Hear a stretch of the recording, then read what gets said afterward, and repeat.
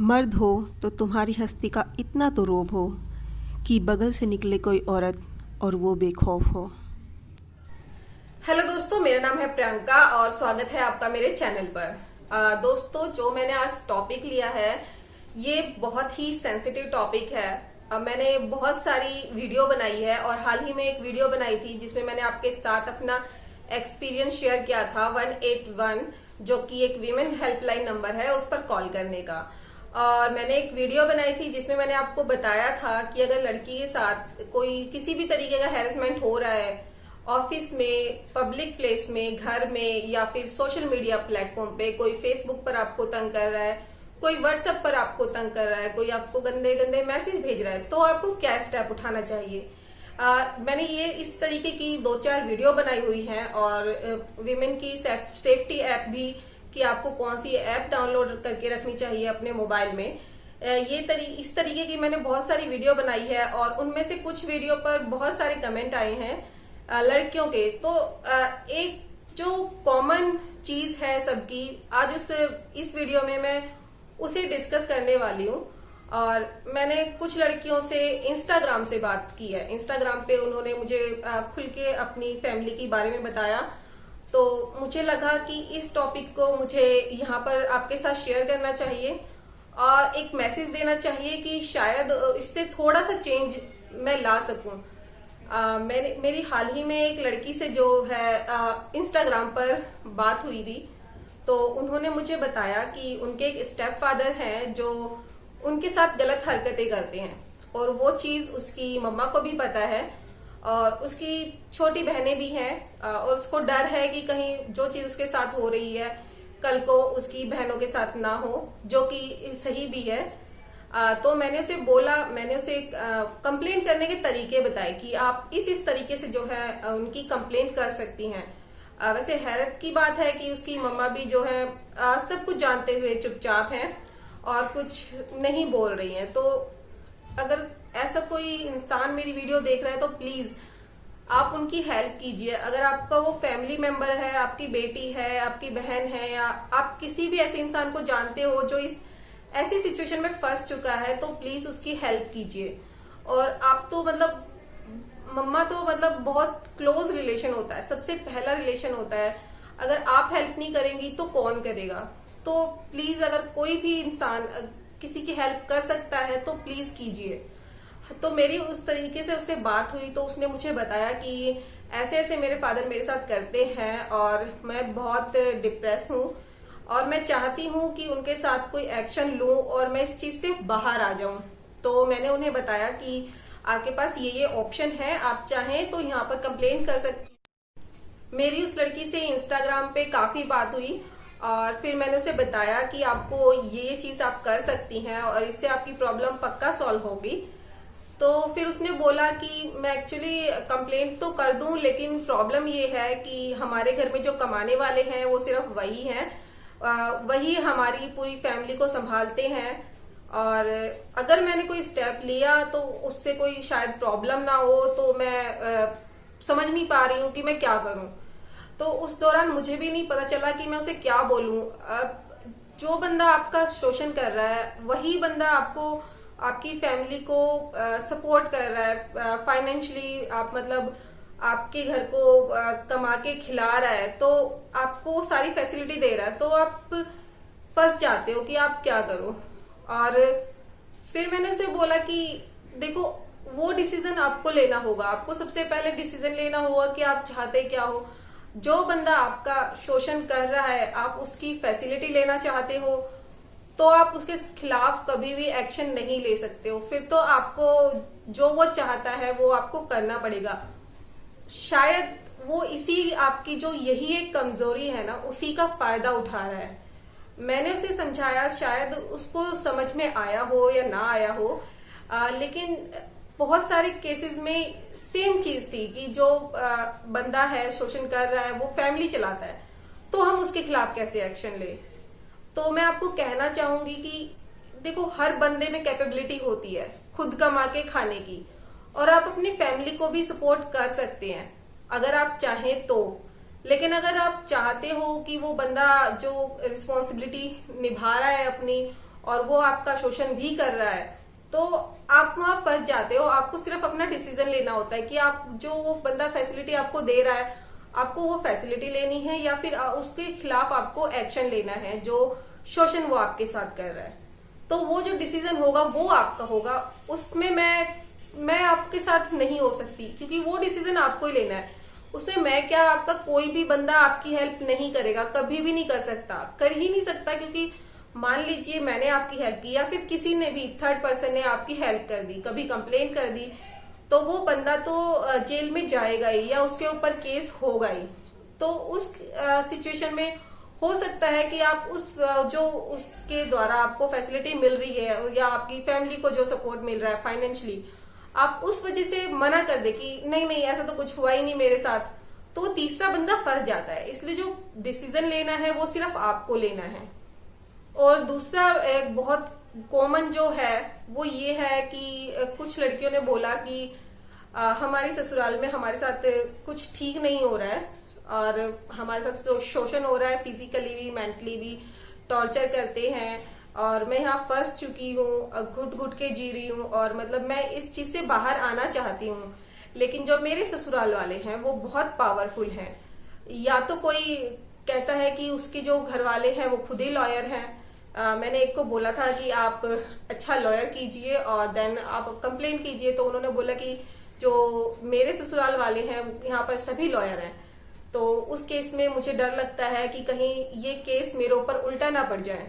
और कुछ कहते हैं कि जो मेरे ससुराल वाले हैं उनकी पहुंच इतनी है कि पुलिस तो उनका कुछ बिगाड़ ही नहीं सकती है, पुलिस तो आती है और इनके मतलब इनसे हाय हेलो करके जाती है, मतलब इनकी पहचान बहुत ऊपर तक है। और जो उनके मायके वाले हैं वो फाइनेंशियली इतने अच्छे नहीं हैं कि वो उनका सपोर्ट कर सके, अपनी लड़की को उनके ससुराल से बाहर निकाल सके, तो वो फंस चुकी है वहां पर। तो वहां भी थोड़ा अजीब लगा कि यार आपका ससुराल इतना अगर हाई फाई है और आप इतना डर रहे हो उनके लिए, तो आप कभी नहीं कर पाओगे।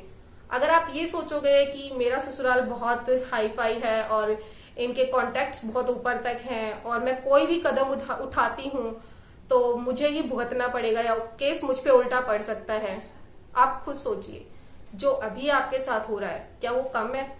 मतलब इससे बुरा क्या होगा? आप एक स्टेप तो लीजिए, आप ट्राई तो कीजिए। आप बिना ट्राई करे ही हिम्मत हार रही है, वो चीज मुझे सही नहीं लगी। तो मैं उन सभी लड़कियों से कहना चाहूंगी जो अपने ससुराल में फंस चुकी हैं या वो कहती हैं कि हमारा ससुराल बहुत हाई फाई है, वो उनकी पहुंच बहुत ऊपर तक है, उनके कॉन्टेक्ट्स बहुत हाई हैं, वो मैं उनका कुछ नहीं बिगाड़ सकती, मेरे तो मायके वाले भी मेरा साथ नहीं देते हैं। आपको डिसीजन लेना होगा कि आपको करना क्या है। आप उनके कॉन्टेक्ट्स देखती रहेंगी तो आप कुछ नहीं कर पाएंगी। और अभी जो आपके साथ हो रहा है क्या वो कम हो रहा है? आप उसे रोकने के लिए स्टेप तो उठाइए। आप बिना स्टेप उठाए कैसे बोल सकती है कि नहीं यार मैं नहीं कर सकती कुछ? आपने पुलिस में कंप्लेंट की, हो सकता है 2-3 पुलिस वाले हों जो आपसी रजामंदी करवा के आपको 2-4 बातें बोल के चले गए हों। आपके पास बहुत सारे ऑप्शन होते हैं, आपको सिर्फ डिसीजन लेना होता है।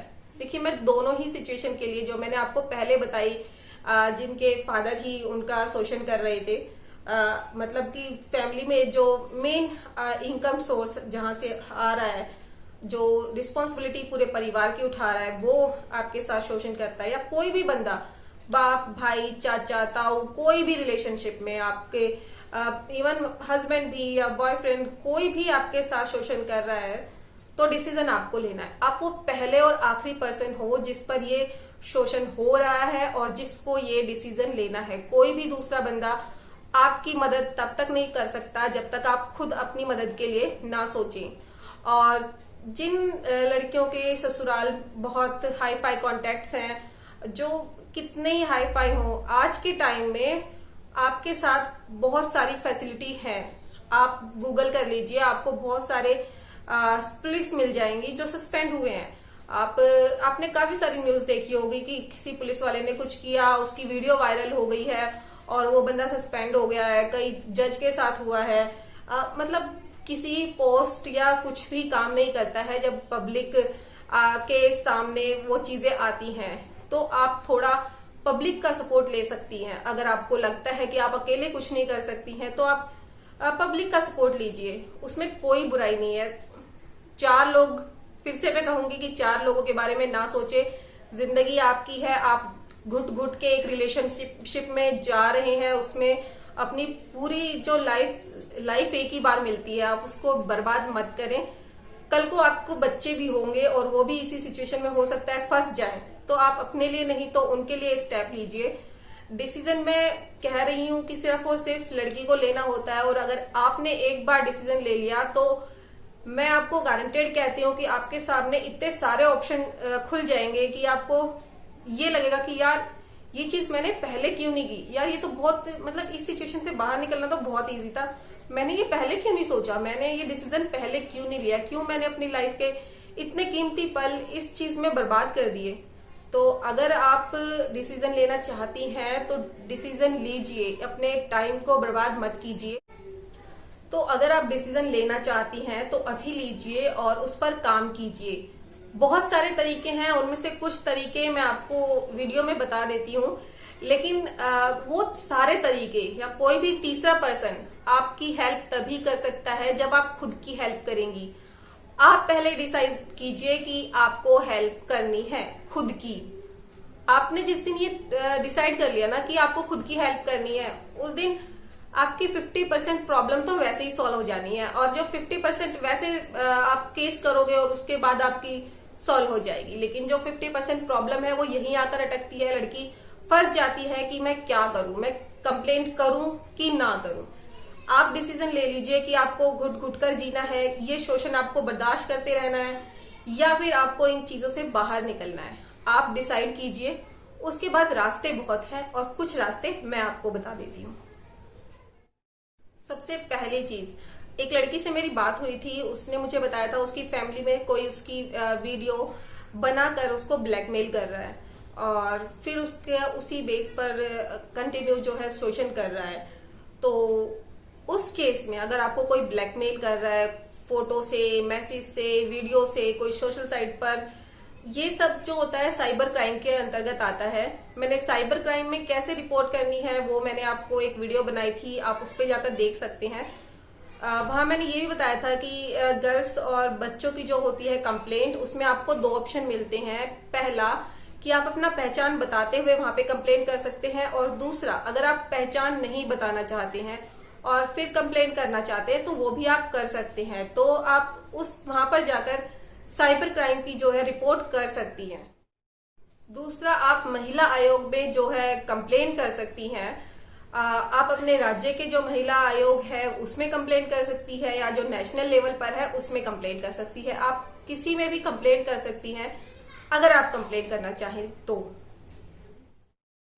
देखिए, आप अगर डरती रहेंगी तो कभी कुछ नहीं होगा, या उसकी पावर है, ये है, वो है। आप अपने प्रूफ जमा कीजिए पहले कि हाँ आपके साथ हुआ है। आप कोई कितना ही ससुराल हाईफाई हो, उसके खिलाफ आप कंप्लेंट कर सकती हैं। आप अकेली नहीं कर सकती, कोई बात नहीं, हम आपका साथ देंगे। पब्लिक कब काम आएंगी, हम एक दूसरे के लिए खड़े नहीं होंगे तो कौन खड़ा होगा।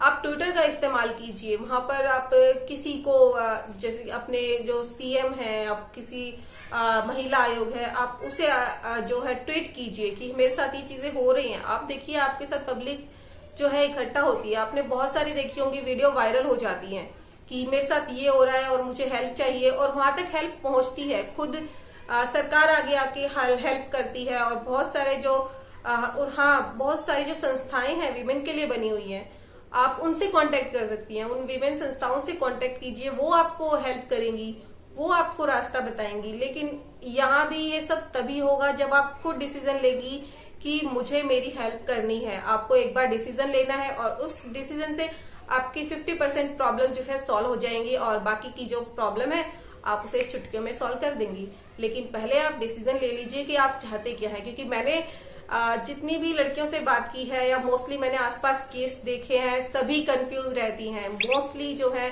कंफ्यूज रहती हैं कि उन्हें करना क्या है, करना भी है, नहीं भी करना है। दोनों चीजें एक नहीं हो सकती। आप दोनों चीज नहीं, आप शोषण को बर्दाश्त भी करते रहना चाहते हो और आप उसके साथ खिलाफ केस भी करना नहीं चाहते हो। मतलब ये नहीं हो सकता। आपको डिसीजन लेना होगा। जब तक आप डिसीजन नहीं लोगे कोई भी काम नहीं हो सकता। आप डिसीजन लो।